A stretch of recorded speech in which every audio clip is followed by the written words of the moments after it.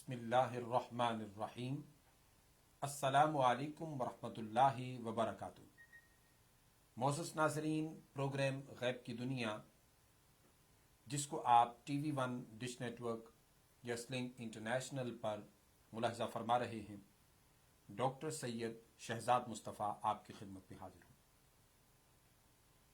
اللہ رب العزت کے فضل و کرم اور حضور نبی اکرم صلی اللہ علیہ وسلم کی نگاہ مقدس کے توسل سے بحمد اللہ تبارک و تعالی نیو یارک سٹی کے اندر فرسٹ فیز اوپن کر دیا گیا ہے لاک ڈاؤن کا، جس پر میں آپ تمام سننے والوں کو دل کی اتھاہ گہرائیوں سے مبارکباد پیش کرتا ہوں اور دعا گو ہوں کہ اللہ رب العزت اس وبا کو ہم تمام عالم انسانیت سے بالعموم اور عالم اسلام کے مسلمانوں سے بالخصوص اسے دور فرما کر سب کو اپنے حفظ امن میں جگہ نصیب فرمائے۔ جو لوگ اس بیماری کا شکار ہو کر اس دار فانی سے کوچ کر گئے، اللہ رب العزت انہیں اپنی جوار رحمت میں جگہ عطا فرمائے، اور جو ابھی بیمار ہیں، گھروں میں یا ہاسپٹلز کے اندر ایڈمٹ ہیں، اللہ رب العزت ان سب کو شفائے کاملہ عاجلہ نصیب فرمائے۔ عزیزان گرامی قدر، جیسا کہ ہمارا موضوع تصوف کے حوالے سے اولیاء، صوفیاء، اتقیاء اور صاحبان تصوف کے حالات زندگی میں جس کتاب کو میں نے اس موضوع کے لیے منتخب کیا، کشف المحجوب کے چیپٹر نمبر 11 سے تبع تابعین کا تذکرہ آپ سماعت فرما رہے تھے۔ آج کی گفتگو کا آغاز حضرت عسکری بن الحسین رضی اللہ تعالی عنہ کی ذات پاک سے شروع کر رہے ہیں۔ یہ امام متوکلان برگزیدہ اہل زمان ابو تراب حضرت عسکری بن الحسین الحنفی رضی اللہ تعالی عنہ ہیں۔ مشائخ خراساں میں سے سادات اجلہ میں آپ کا مقام بیان کیا جاتا ہے۔ جوامردی، زہد و ورع، تقوی و طہارت، عبادت ریاضت میں ممتاز حیثیت آپ رکھتے، اور ان کی کرامات حضور داتا گنج بخش علی حجویری بیان کرتے ہیں، لا تعداد اور بے شمار ہیں۔ آپ سے بہت سے عجائبات ہیں، اور ہمیشہ آپ جنگلوں میں اور بغیر عبادی کے علاقوں میں سفر جاری رکھا کرتے اور انہی علاقوں میں رہنے کو ترجیح دیا کرتے۔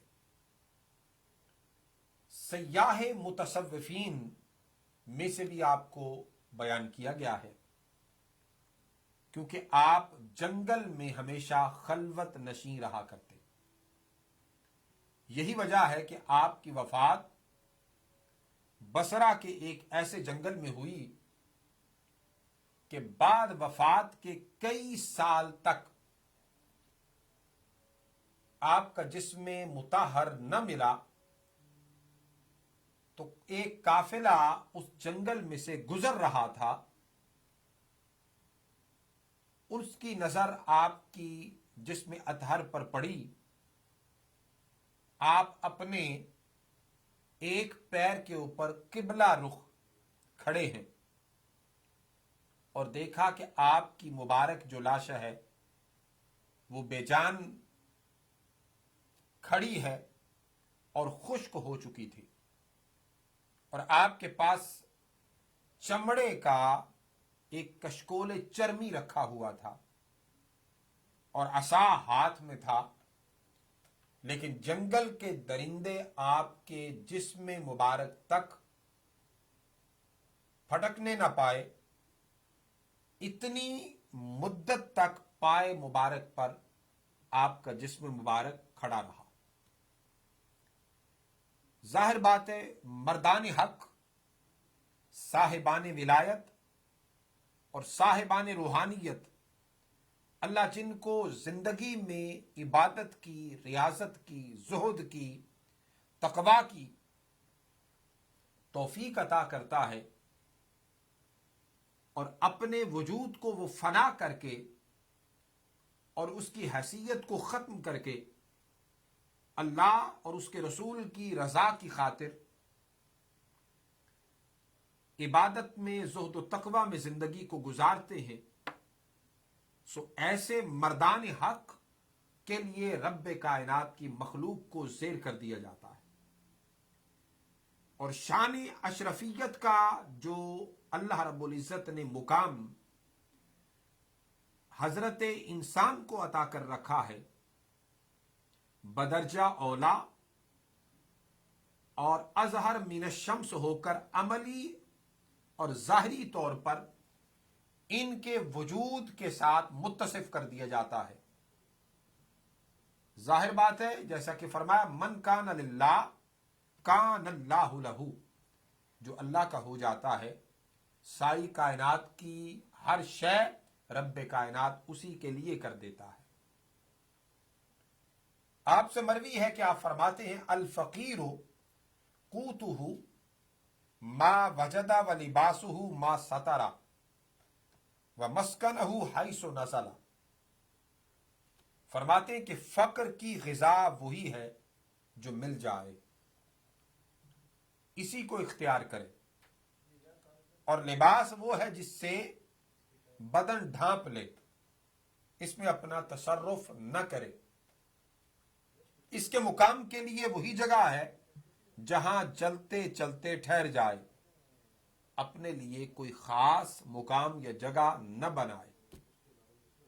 تو صاحب فقر لباس سے لے کر، غذا سے لے کر، مقام ٹھہر سے لے کر، ان تین چیزیں جو بندے کی زندگی کے لیے لازم و ملزوم ہوتی ہیں اور جن کے بغیر زندگی کا گزارنا ممکن نہیں، وہ ان سے تہی دامن ہو کر اللہ کی رضا کے سپرد اپنا وجود، اپنی غذا اور اپنا لباس کر دیتا ہے، تو رب کائنات اس کے وجود کو بھی دوام عطا کر دیتا ہے، اور وہ دوام اس کے مرنے کے بعد بھی باقی رہتا ہے۔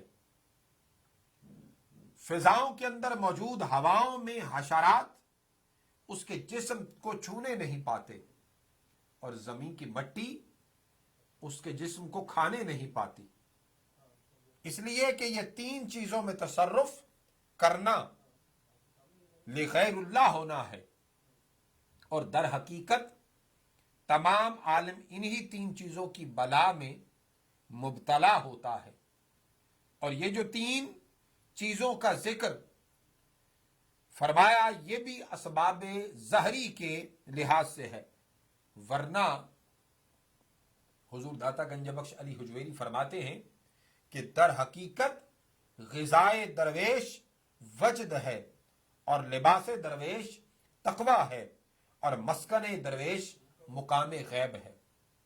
اس لیے رب ذوالجلال نے قرآن مجید فرقان حمید برہان رشید میں ارشاد فرمایا وَإِن لَّوِ اسْتَقَامُوا عَلَى الطَّرِيقَةِ لَأَسْقَيْنَاهُم مَّاءً غَدَقًا، اگر یہ لوگ صراط مستقیم پر قائم رہتے تو ہم انہیں وافر مقدار میں طریقت کا وہ پانی پلاتے جس سے ہمیشہ سیرابی ان کا مقدر بن جاتی۔ اور فرمایا وریشن وَلِبَاسُ التَّقْوَى ذَلِكَ خَيْرٌ، اور تقوی کا لباس ان کے لیے سب سے بہتر شے ہے۔ اسی لیے تاجدار کائنات نے ارشاد فرمایا الفقر وطن الغیب، فقر وطن غیب ہے۔ تو جب اکل و شرب فقیر شراب دیدار یار بن جاتا ہے اور لباس فقیر تقوی ہو جاتا ہے، اور مجاہدہ اس کا اوڑھنا بچھونا بن جاتا ہے، اور وطن فقیر مقام غیب اور وصل کے مقام کا اظہار چاہنا،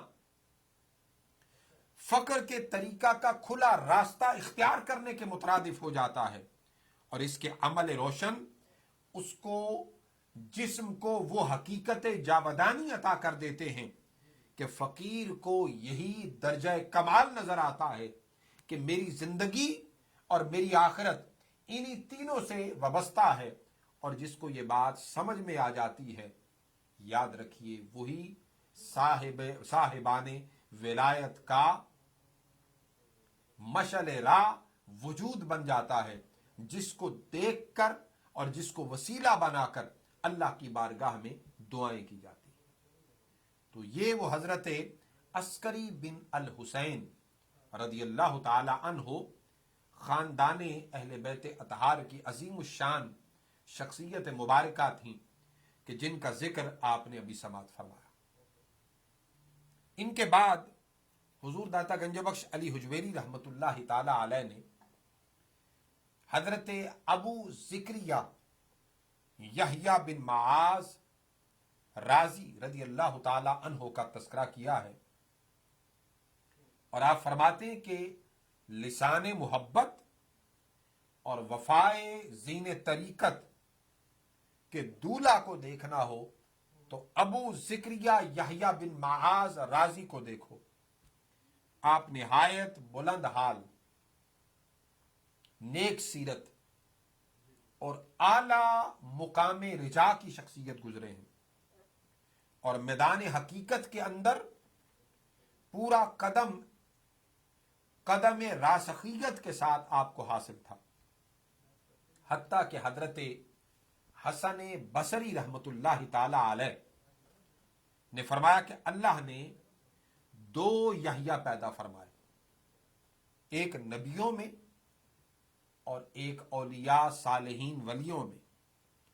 انبیاء میں حضرت یحییٰ بن زکریہ علیہ السلام تھے، آپ کو طریق خوف اس درجہ عطا ہوا کہ تمام مدعیان افراط خوف کی وجہ میں اپنی کامیابی سے نا امید ہو گئے، اور حضرت یحییٰ بن معاذ رازی کو طریق رجا و امید اس درجہ عطا ہوا کہ حضرت حسن بصری فرماتے ہیں کہ تمام مدعیوں کے ہاتھ امید سے بھر گئے۔ یہ اپنا اپنا ایک مقام ہے اور اپنی اپنی ایک لائن ہے، رب کائنات جس کو جو عطا کرے وہ حق ہے۔ کسی نے کہا حضرت یحییٰ بن زکریہ علیہ السلام کا حال تو معلوم ہے، لیکن یہ یحییٰ کون ہے، ان کا حال کیا ہے؟ تو جواب دیا گیا کہ یہ یحییٰ جہالت کی طرف ہرگز نہیں تھے، اور آپ سے کبھی کبیرہ گناہ سرزد نہیں ہوا، اعمال باطنی اور عبادت میں پوری سعی فرماتے، بلکہ ایسی جد و جہد کرتے کہ ان کسی میں محنت کرنے کی تاب نہیں تھی۔ یہ مقام ہے حضرت ابو زکریہ یحییٰ بن معاذ الرازی رحمت اللہ تعالی علیہ کا۔ ان سے کسی صحابہ نے فرمایا کہ یحییٰ تمہارا مقام رجا ہے، اور تمہارا عمل خائفان ہے۔ آپ نے فرمایا، آپ فرماتے ہیں کہ صاحبزادے اچھی طرح یاد رکھ لو، ترک عبودیت دلالت ہے، اور خوف و رجا ستون ایمان ہے۔ یہی وجہ ہے کہ آقا علیہ الصلوۃ والسلام نے فرمایا الایمان بین الخوف والرجا، کہ ایمان خوف اور امید کی درمیانی شے کا نام ہے۔ تو یہ وہ مردان حق جنہوں نے عملاً قرآن مجید کی تفسیر اپنی زندگیوں سے لوگوں کو کر کے دکھائی، اور شرح حدیث رسول اپنی زندگی سے کر کے بتایا۔ جس طرح محدث مفسر کتب تفسیر کے اندر اور محدث کتب حدیث کے اندر احادیث لکھتا ہے یہ صاحبان ولایت ان پر عمل کر کے لوگوں کو بتاتے ہیں کہ قرآن کا معنی یہ ہے اور حدیث کا حکم یہ ہے۔ کوئی ایمان ارکانیہ اور ایمانیہ کی حفاظت میں اپنی زندگی لگاتا ہے تو آپ فرماتے ہیں کہ یہ زندگی اس کی اللہ کی بارگاہ میں مقبول تب ہوتی ہے جب اس کے اندر ان اراکین کو ادا کرنے کے لیے فقط رضائے الہی کا عنصر موجود ہوتا ہے، اور اگر رتی برابر بھی اس کے اندر کمی واقع ہو جائے تو فرماتے ہیں کہ وہ ظاہری پریکٹس ایک ظاہری طور پر ایکسرسائز باقی رہ جاتی ہے۔ آپ کی تصانیف کے حوالے سے اور آپ نے جو کتب لکھی اس کے حوالے سے حضرت داتا گنج بخش علی حجویری رحمۃ اللہ تعالی علیہ فرماتے ہیں کہ وہ بہت سی ہیں، اور فرماتے ہیں کہ خلفائے راشدین کے بعد جو سب سے پہلے مشائخ میں سے منبر پر جلوہ فروز ہو کر جنہوں نے واعظ و نصیحت کا آغاز کیا وہ حضرت ابو زکریا یحییٰ بن معاذ الرازی ہیں، اور میں ان کے کلام کو فرماتے ہیں کہ بہت پسند کرتا ہوں، اس لیے کہ ان کا کلام میرا رفیق طبع ہے اور سماعت میں نہایت لذیذ اور اصلیت میں بے حد غایت دقیق اور عبادت کی حیثیت میں نہایت مفید ہے۔ آپ اسے مروی ہے، فرماتے ہیں کہ الدنیا والاشغال والآخرہ والاحوال ولا یزال العبد بین الاشغال والاحوال حتی یستقر به القرار اما الی الجنہ و اما الی النار۔ اس کے اندر کتنی چاشنی ہے اور الفاظوں کا ربط کیسا ہے، اس کے حوالے سے انشاءاللہ مجھے ابھی بریک کے لیے کہا جا رہا ہے، تشریف رکھیے، بریک کے بعد آپ کی خدمت میں پھر حاضر ہوتے ہیں۔ جو لوگ اپنے دینی، مذہبی، نفسیاتی، روحانی کسی بھی حوالے سے سوالات رکھتے ہوں، آپ اسکرین پر دیے گئے نمبر پہ کال کر کے لائیو اپنے سوالات کر سکتے ہیں اور ان کے قرآن و سنت کی روشنی میں لائیو جوابات دے سکتے ہیں۔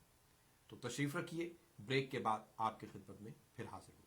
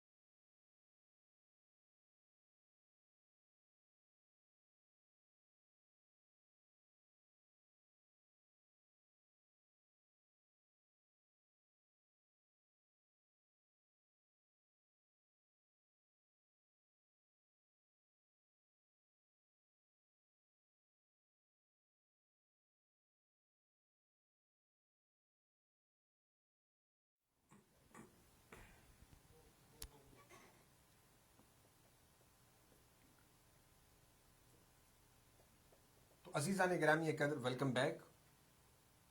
میں نے بریک سے قبل ذکر کیا تھا آپ کے فرمان کے بارے میں کہ آپ فرماتے ہیں کہ الدنیا والاشغال والآخرہ والاحوال ولا يزال العبد بین الاشغال والاحوال حتی یستقر به القرار اما الى الجنہ و اما الى النار.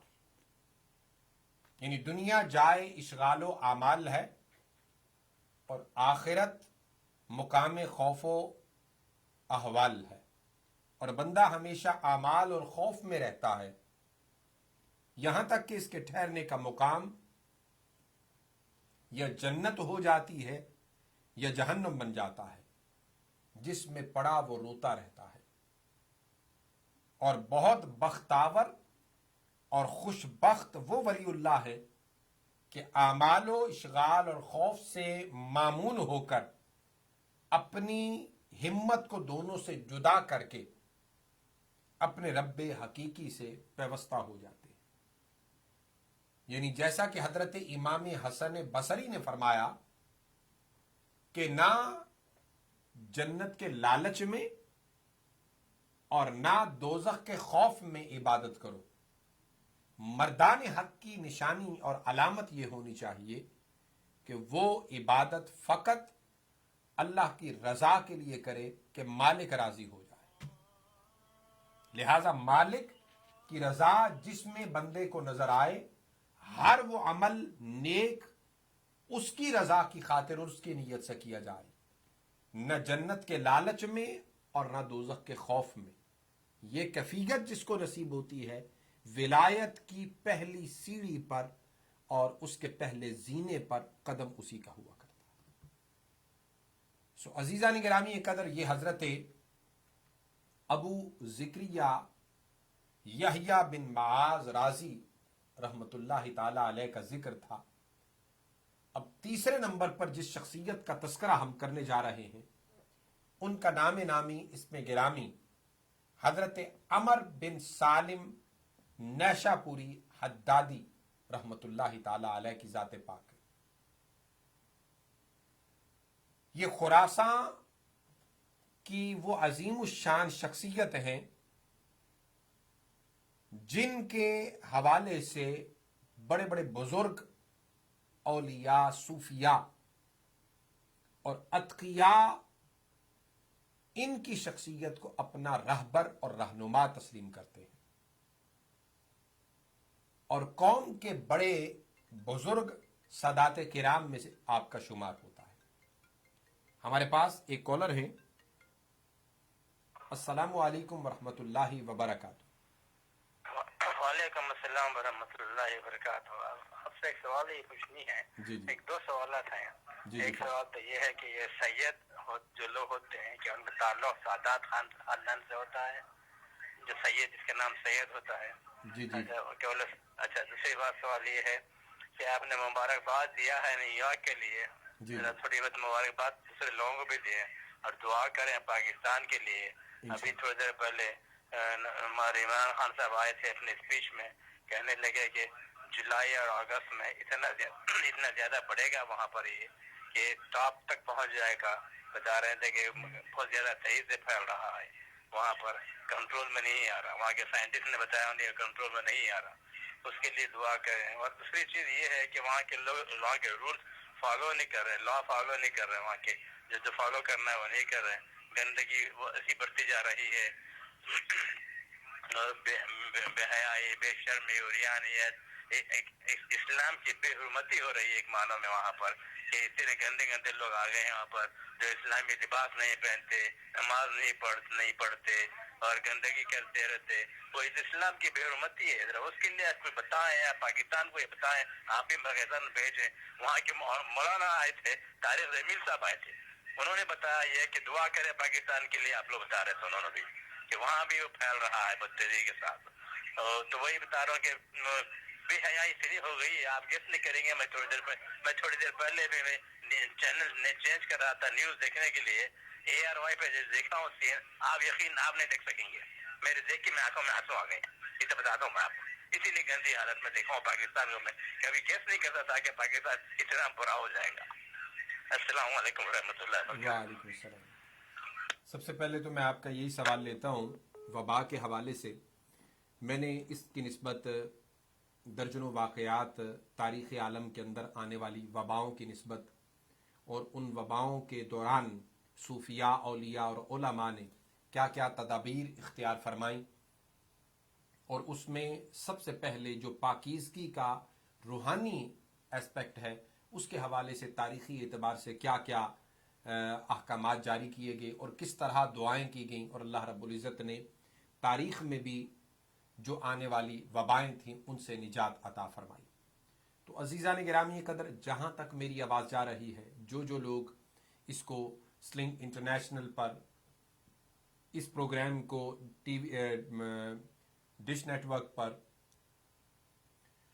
ٹی وی 1 کے پروگرام کو دیکھ رہے ہیں یا فیس بک پر، یوٹیوب پر، جہاں پر بھی کسی بھی پلیٹ فارم سے وہ سماعت کریں، دیکھیں، سب سے پہلے پاکیزگی پاکیزگی پاکیزگی، طہارت، نظافت، اور خاص طور پر اس پینڈمک کے دوران پوری روئے زمین کے اوپر شرق سے غرب تک پوری دنیا کو اور مسلمانوں کو اپنے اپنے گھروں میں رہنے کا موقع ملا۔ جو ہم پر لازم اور واجب احکامات ہیں ان میں کلمہ پڑھنے کے بعد سب سے پہلے نماز ہے۔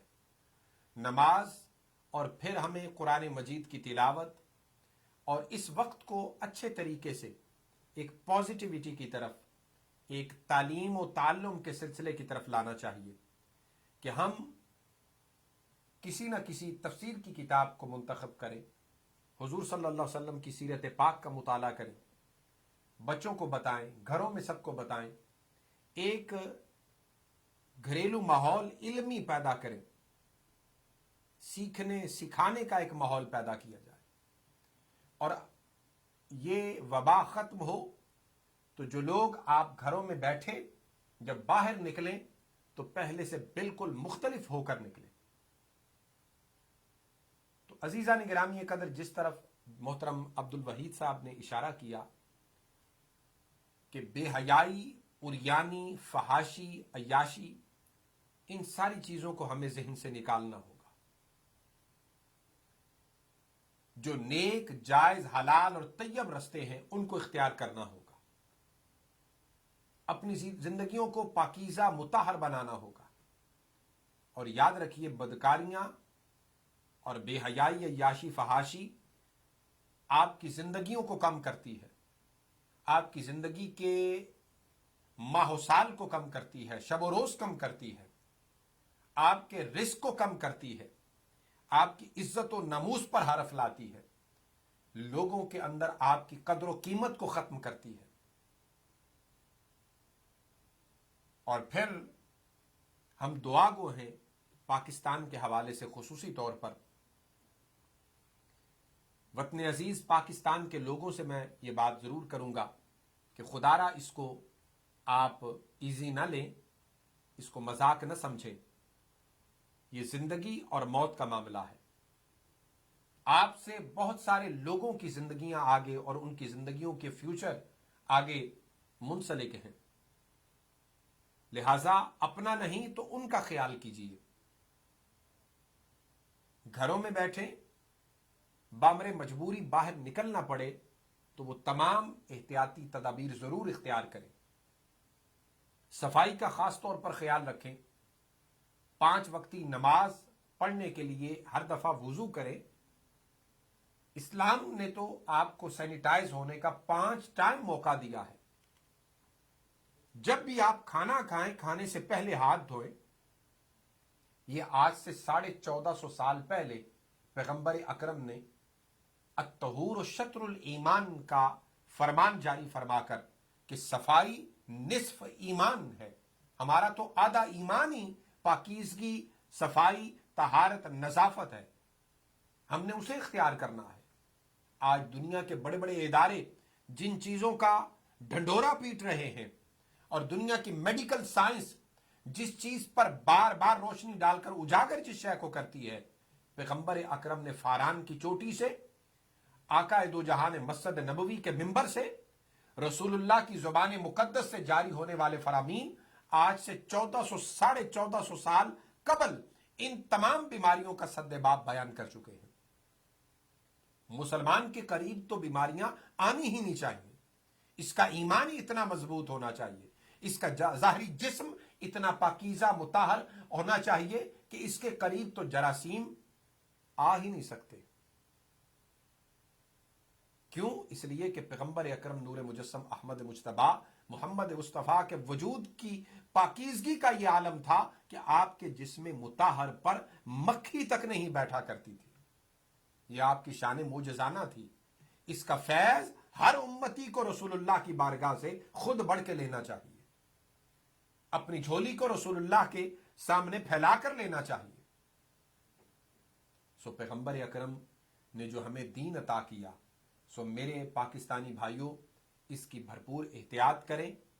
چند روز آپ احتیاط کر لیں گے، آپ کی بقیہ ساری زندگی آسانی سے گزرے گی، آپ سے وابستہ لوگوں کی زندگیاں آسانی سے گزرے گی۔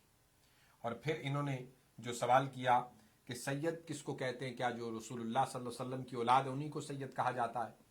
عزیزان گرامی قدر، یاد رکھیں عربوں کے علاقوں میں اہل بیت اطہار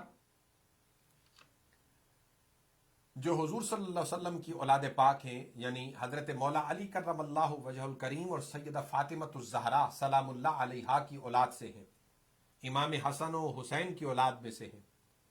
ہمارے علاقوں میں ان کے نام کے ساتھ سید لگتا ہے، جبکہ عربوں میں انہیں فاطمی یا طالبی کہا جاتا ہے، اور آل رسول اور اہل بیت اطہار کے نام کے ساتھ بھی انہیں یاد کیا جاتا ہے۔ تو قیامت تک آنے والی جو اولاد حضرت محمد بن عبداللہ المہدی تک، امام حسن و حسین کی یہ جو اولاد ہے، ان کو ساؤتھ ایشین کنٹریز کے اندر سادات یا سید کے نام سے موسوم کیا جاتا ہے، اور عربوں کے اندر طالبی فاطمی کے نام کے ساتھ موسوم کیا جاتا ہے۔ تو میں امید کرتا ہوں اور دعا گو بھی ہوں کہ اللہ رب العزت ہمارے وطن عزیز پاکستان کی خیر فرمائے، ہمارے ملک کی سرحدوں کی خیر فرمائے، اندرونی بیرونی ہر قسم کی خلفشاریوں سے ہم سب کے وطن عزیز پاکستان کو محفوظ معمول رکھے۔ تو میں ذکر کرنے لگا تھا حضرت عمر بن سالم نیشا پوری حدادی رحمت اللہ تعالی علیہ کا، جو کہ قوم کے بڑے بزرگ اور سادات کرام کے خاندان سے آپ کا تعلق ہے، مشائخین وقت کے بڑے ممدو گزرے ہیں، اور حضرت ابو عبداللہ دیبیوری کے ہمنشین آپ گزرے ہیں۔ حضرت احمد خضرویہ کے رفیق خاص تھے، اور کرمان سے شاہ شجاع ان کی زیارت کے لیے آیا کرتے تھے، اور آپ اس وقت بغداد میں تشریف فرما تھے۔ مریدین نے آپس میں کہا، سخت افسوس ہے کہ شیخ الشیوخ خراسان سے یہاں تشریف لائیں اور ہم ان کے کلام فیض ترجمان سے استفادہ نہ کر سکیں۔ آپ کے لیے ایک ترجمان تلاش کیا جائے، اس لیے کہ عام طور پر سب جانتے تھے کہ آپ کو عربی زبان نہیں آتی تھی۔ جب آپ مسجد شونیزیہ میں تشریف فرمایا ہوئے تو بہت سے مشائخ یہاں جمع ہوئے۔ حضرت جنید بغدادی رحمت اللہ تعالی علیہ بھی تشریف لائے۔ آپ نے تمام مشائخ کے ساتھ ایسی فصیح و بلیغ عربی زبان میں گفتگو فرمائی کہ حاضرین مجلس آپ کے بلاغت کے مقابلہ سے عاجز آ گئے۔ آپ سے سوال کیا گیا، مل فتوہ، حضرت فتوت کیا چیز ہے؟ آپ نے فرمایا تمام مشائخ یہاں پہ تشریف فرما ہیں، سب یکے بعد دیگرے اس کی تعریف فرمائیں تو مجھ ناچیز کو بھی انشاءاللہ موقع ملے گا، میں بھی عرض کروں گا۔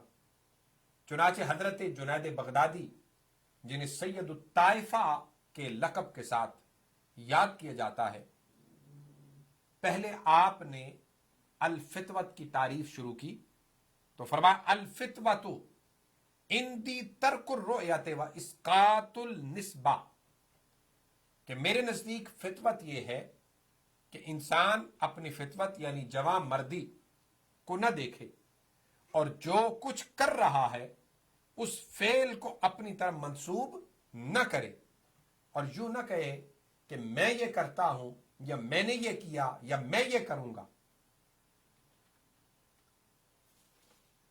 یہ حضرت جنید بغدادی نے تعریف فرمائی۔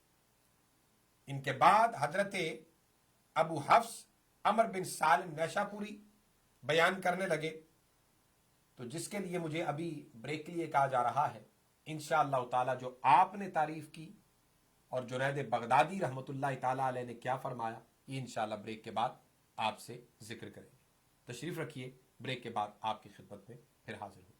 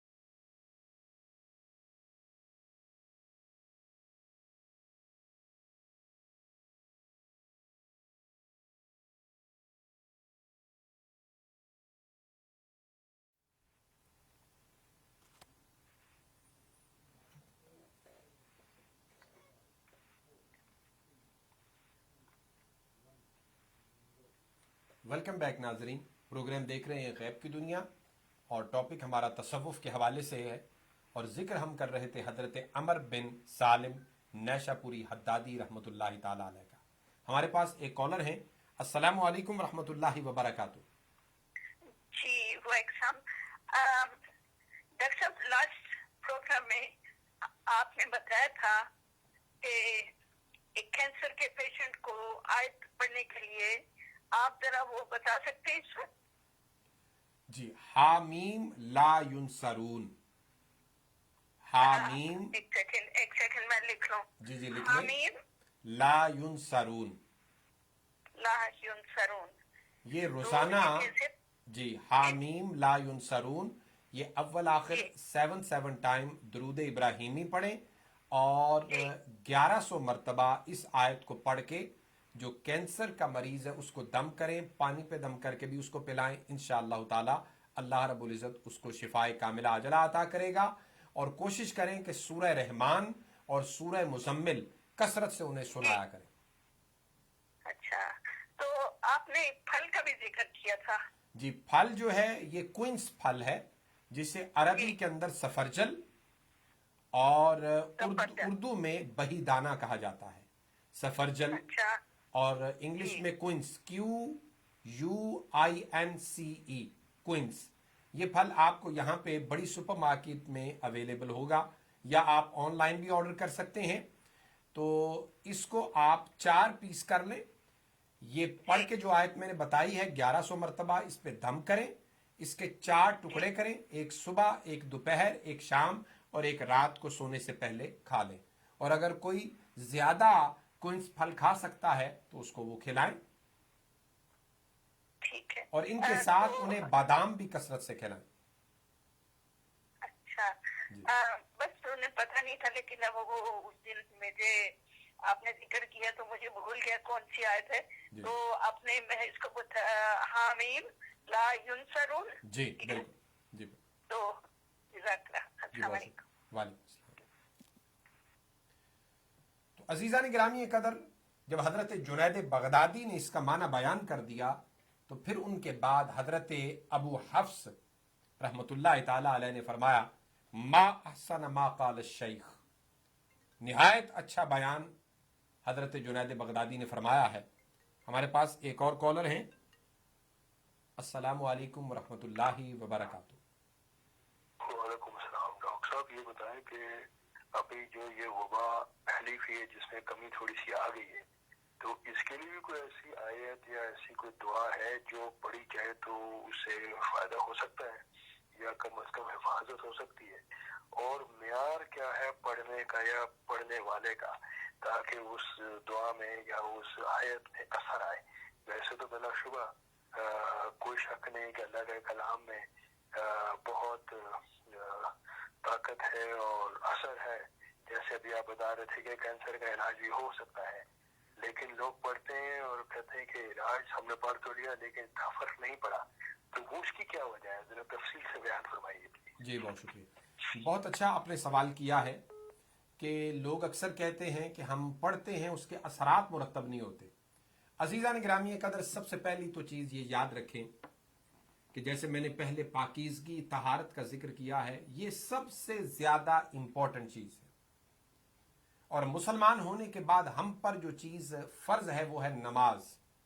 کسی بھی بندے نے کوئی بھی ورد وظیفہ یا کچھ پڑھائی کرنی ہے تو سب سے پہلے ضروری ہے کہ ہم پر جو فرض ہے نماز، اس کی ادائیگی اپنے اوپر لازم کریں، اس کو یقینی بنائیں. اور نماز کے لیے باوضو ہونا، جگہ کا پاک ہونا، جسم کا پاک ہونا، اور پاکیزگی کا بار بار خیال کرنا، کپڑوں کا پاک ہونا، یہ ساری چیزیں بڑی ضروری ہیں.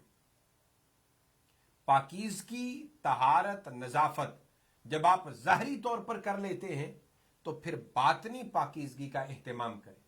ہر قسم کے برے خیالات، ہر قسم کے حسد، غرور، تکبر، نخوت، غیبت، بہتان، ان تمام رذائل سے اپنا ذہنی وجود جو ہے وہ پاک کریں.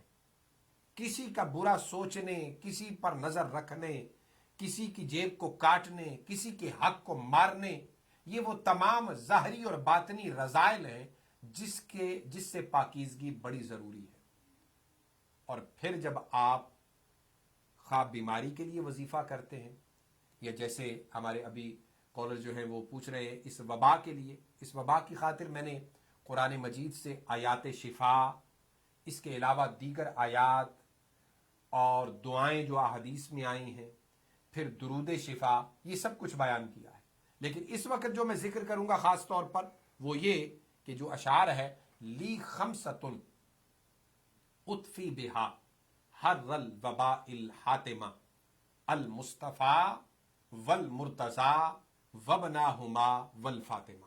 اس کو آپ نوٹ فرما لیں، یہ ہر وقت پڑھتے رہا کریں اور اسے اپنا ورد اور وظیفہ بنائیں.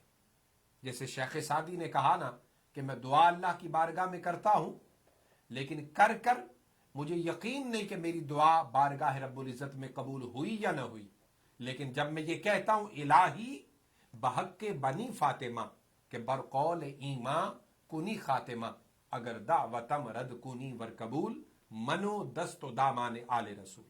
تو عزیزان گرامی قدر، اپنی دعاؤں کو ان دافع البلا ہستیوں کے توسل، تصدق اور وسیلہ سے اللہ کی بارگاہ میں پیش کریں تاکہ رب کائنات ہماری دعاؤں کو شرف باریابی اور شرف قبولیت عطا کرے.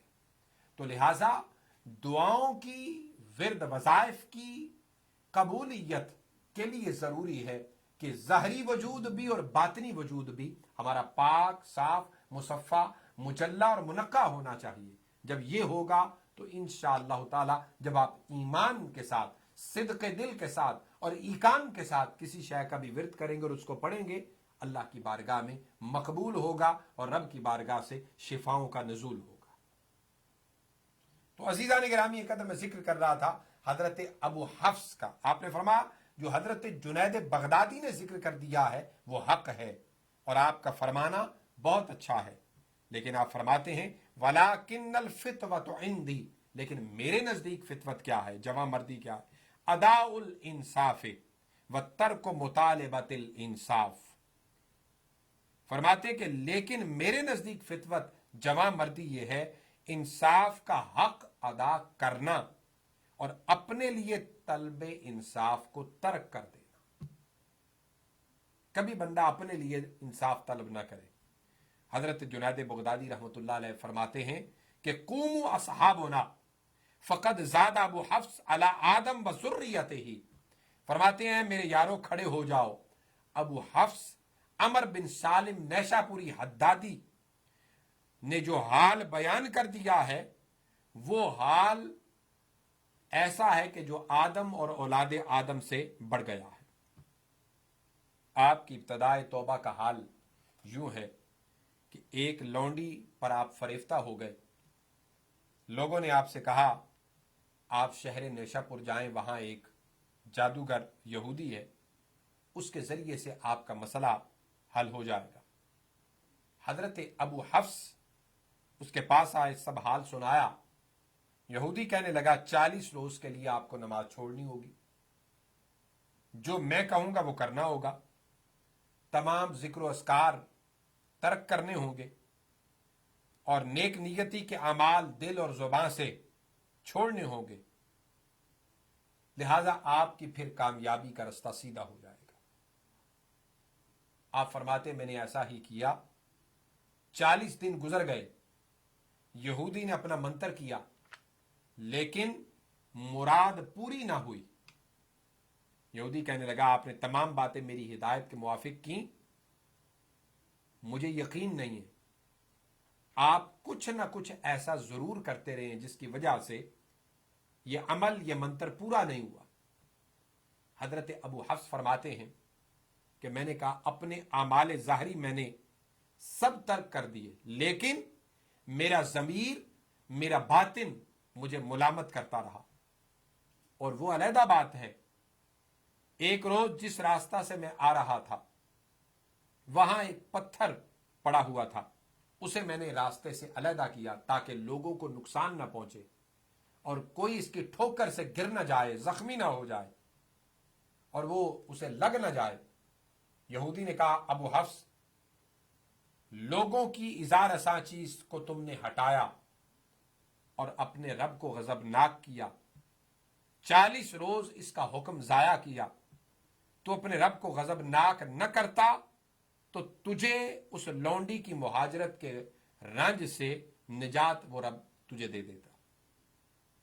حضرت ابو حفص نے اسی مقام پر کھڑے توبہ کی، استغفار کی، یہودی بھی مشرف با اسلام ہو گیا، اور پھر آپ نے اس منزل کو اختیار کیا کہ جب آپ یہ فرمانے لگے جیسے کہ میں نے آپ کا قول ذکر کیا، تو حضرت جنید بغدادی جیسی شخصیت کو بھی یہ کہنا پڑ گیا کہ ابو حفص اولاد آدم اور ذریت آدم سے وہ اعلیٰ مقام لے گیا ہے اس حال کے اندر کہ اب اس کے مقام کو کوئی پہنچ نہیں سکتا۔ آپ لوہار کا کام کرتے تھے اور مقام باورد میں رہا کرتے، اور حضرت عبداللہ باوردی سے ملاقات اور زیارت کا بھی شرف آپ کو نصیب ہوتا۔ ان کے دست حق پرست پر آپ نے بیعت کی اور وہاں سے خرقہ، خلافت اور اجازت لے کر دوبارہ آپ نیشا پور تشریف لائے، اور بازار کے اندر آپ نے ایک نابینا شخص کو تلاوت قرآن کرتے دیکھا۔ آپ اپنی دکان پر بیٹھے اس کی تلاوت قرآن سن رہے تھے کہ آپ پر وجد کی سی کیفیت طاری ہو گئی، اور حالت جذب کے اندر آپ نے بغیر سند اس کے سرخ لوہا جو بھٹی کے اندر ڈالا ہوا تھا وہ ہاتھ میں پکڑ لیا، اور پکڑ کر جب شاگردوں نے یہ حال دیکھا تو حواس باختہ ہو گئے۔ آپ کی جب یہ کیفیت وجدانی ختم ہوئی، ہوش میں آئے تو کسب معاش سے ہاتھ اٹھا لیا اور فرمایا کہ یوں تو کسب معاش سے ہاتھ اٹھانا شریعت میں اجازت نہیں، لیکن اگر مالک کا حکم ہو جائے تو پھر چھوڑنا جائز ہو جاتا۔ اور آپ اسے مروی ہے کہ ترکت العمل ثم رجعت الیہ ثم ترکنی العمل فلم ارجع الیہ، میں نے کسب معاش چھوڑا پھر اس کی طرف کبھی رجوع نہیں کیا، پھر کسب معاش نے مجھے چھوڑا تو اب میں اس کی طرف قطعاً رجوع نہیں کرتا۔ تو عزیزان گرامی قدر، یہ وہ عظیم ہستی جن کا تذکرہ آپ سماعت فرما رہے تھے، انشاءاللہ تعالی ان کے بعد آنے والے تبع تابعین کا ذکر جو حضور داتا گنج بخش نے کیا ہے ہم آنے والے پروگرام میں کریں گے۔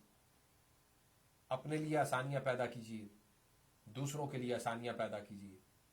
اس وبا کے موسم میں خاص طور پر غریب غربا مساکین کا خیال رکھیے، اور ہم دعا گو ہیں کہ اللہ رب العزت اس وبا کو پوری دنیا سے دور فرما دے۔ اس کے ساتھ احتیاط کیجیے، صفائی کا خیال رکھیے۔ یاد رکھیں، بد احتیاطی کرنے والا اور صفائی کا خیال نہ رکھنے والا اور پھر خالی توکل کی رٹ لگانے والا بندہ اللہ کو پسند نہیں ہے۔ پہلے اپنا کام پورا کریں، پھر اللہ کی ذات پر توکل کریں۔ یہی حکم خدا بھی ہے، حکم مصطفیٰ بھی ہے۔ اللہم صلی وسلم وبارک علی سیدنا و مولانا محمد معدن الجود والکرم وآلہ الکرام وابنہ الکریم منبع العلم والحکم وبارک وسلم وصلی علیہ۔ سبحان ربک رب العزت عما یصفون وسلام علی المرسلین والحمد للہ رب العالمین۔ پروگرام کے بعد کال کرنے کے لیے 646-552-6186 پہ کال کر سکتے ہیں۔ اگلی جمعرات نیا پروگرام لے کر آپ کی خدمت پہ پھر حاضر ہوں گے۔ اسی پروگرام کو ویک ڈیز میں آپ کئی مرتبہ TV 1 dish network Sling international پر دیکھ اور سن سکتے ہیں۔ تب تک کے لیے اجازت دیجیے۔ والسلام علیکم ورحمۃ اللہ وبرکاتہ۔